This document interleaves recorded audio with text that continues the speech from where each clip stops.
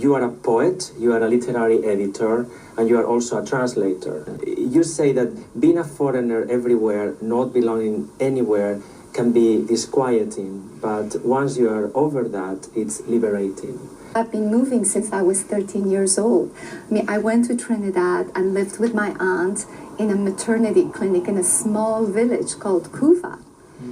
And then I went to England, I went to a boarding school, and then I came to this country. I went from city to city to city.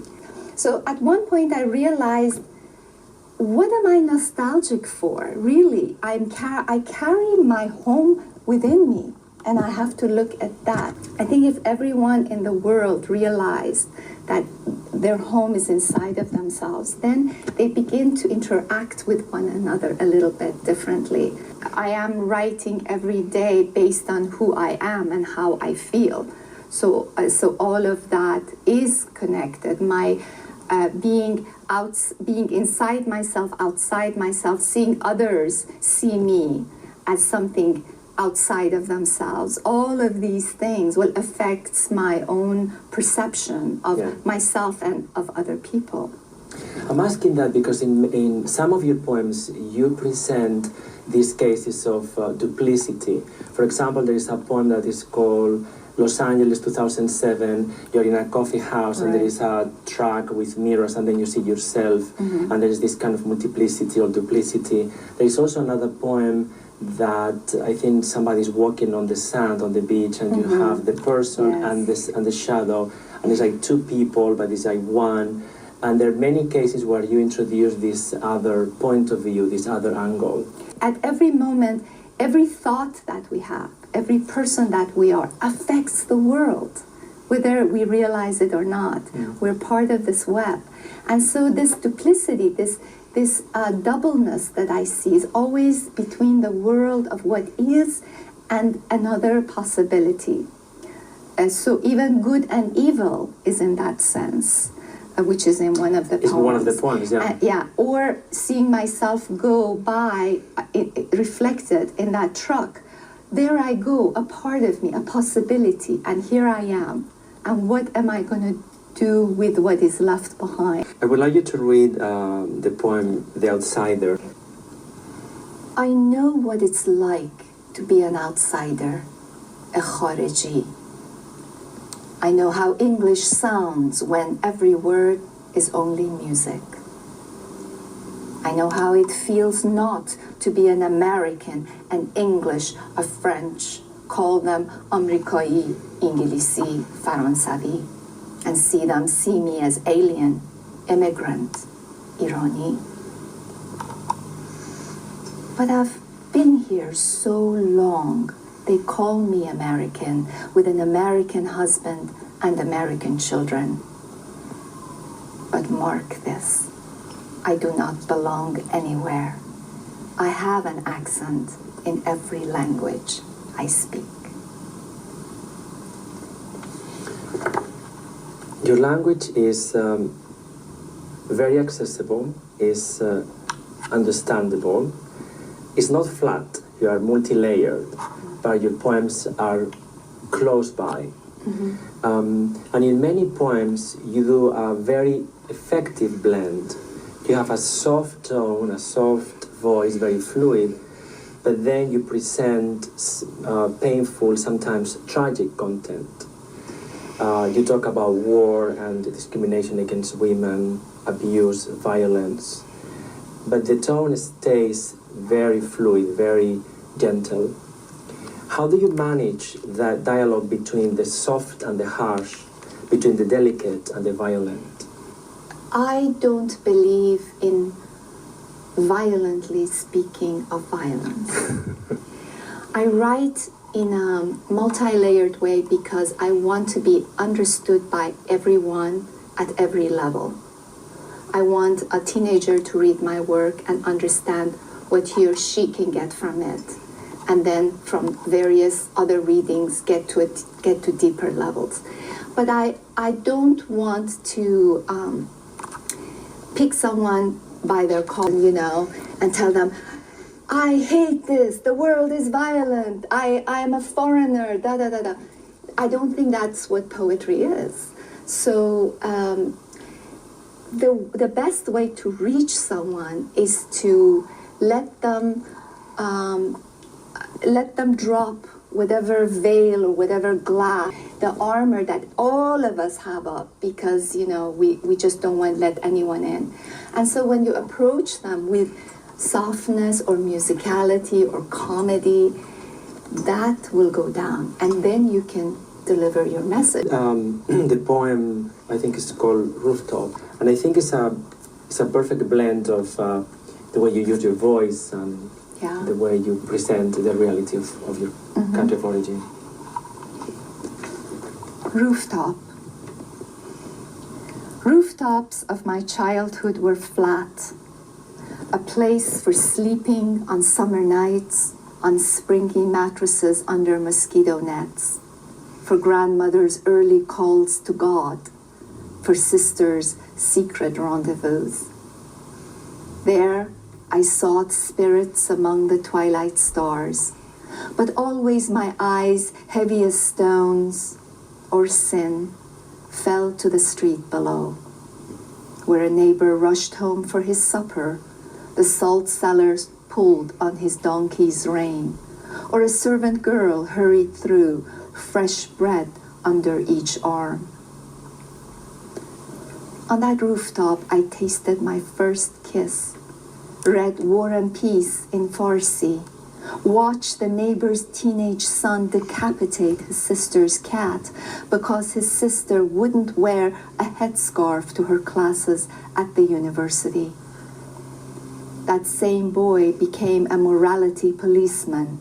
He rode his motorcycle through the streets of Tehran, cutting women's bared arms with a poison razor blade.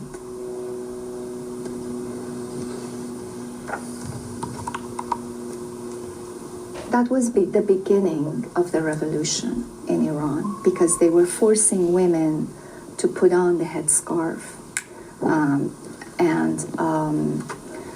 and women were refusing. They were fighting back. Let's talk a little bit about your your work as a literary editor, which is probably also connected to these themes of the poets in your country of origin, and you have two publications. One is called Breaking the Jaws of Silence from 2013, and in 2012 you published The Forbidden Poems from Iran and Its Exiles, winner of the 2013 Midwest Book Award in Poetry. Two major works that you have done in translation. The first one is the poems of Farrokh Farrokhzad, absolutely. Yeah, it's called Sin, and that book is the recipient of the Lois Roth Persian Translation Award. And then the second project is the translation into Persian of Walt Whitman's Song of Myself. Yes. This is part of a project of the international program at the University of Iowa. Could you talk a little bit about these two projects and how, like the origin of it and how they developed? I was at a conference where Galway Canal was the speaker, and he had known this iconic Iranian poet Farrokh Farrokhzad, who I had been reading since I had been a teenager. And of course, she has a rock star status in Iran because she was the first woman who wrote completely from a perspective of a woman, sexually, socially, emotionally. She just changed the way women wrote poems in Iran, and she was part of this very powerful modernist group. So I went up to Galway and I told him, "Wow, I can't believe it! You met Farrokh Farrokhzad. She's one of my heroes." And he said, "Yes, and you know something? She really hasn't been translated by a poet who writes in English and who knows Persian language. Come on, you give it a try." I did majority of her later works and a selection of her earlier works. Then University of Iowa's international program approached me, and they wanted to They have this project where they're translating Walt Whitman's Song of Myself into at least 11 languages, and they wanted to translate it into Persian. So this is the other way around. You're translating Yes. from English into Persian. Yes, and it's not normally what I do because I don't write poetry in Persian. Then I wrote my dear friend Mohsen Ahmadi, who's a wonderful poet and whose poetry I had translated into English. And I said, Mohsen, let's do this together. We had to translate one section per week, and then I had to deliver it at the end of the week. And I had to recite it orally, so it's audio, and I had to record it. با من یله شو در چمن بشکن سد گلویت را نه واژه‌ای می‌خواهم نه موسیقی یا نظمی نه نطق و آدابی نه حتی بهترینان را. People think, oh, you just translate. No, we had to sometimes recreate words in Persian because the equivalent of it didn't exist in Persian, you know. And sometimes one thing would mean so many things in Persian. Also, in Persian, sometimes some of our language has been hijacked by the Islamic Republic. So what used to be beautiful or poetic now has religious meanings. So we had to avoid those particular words because they just wouldn't match what Whitman was saying. And you can hear the translation, is that right? Yes, on their website, and it will soon be in print in Iran. So that's very exciting. But you definitely can go to their website. It's Whitman Web through the University of Iowa's International Program, and you can see it, read it in many languages. Any projects? Or... I'm always working. That's if I can give any advice to young writers is that never stop working. Always write. Never put that pen to rest because then you lose it. You lose that connection to whatever's out there that guides your soul. Could you close reading one poem from the Keeping Time book? This is the fourth movement of the last section of the book, Keeping Time with Blue Hyacinth. And just to give you a sense of what it is a poem in 7 movements. And because Persian New Year has 7 items on the table. And so it just kind of takes you through a journey of culture and exile, etc. All the objects start with an S. All the objects start with an S. But if your audiences are interested, a full performance of it, because I performed it in LACMA, is on YouTube and on my website. On your website too, okay. Yeah. We collect languages, flags, learn to cook macaroni and cheese, drink coffee and replace gugush with Madonna, Arib Afshar with Jay Leno. But make no mistake, we never lose our voice.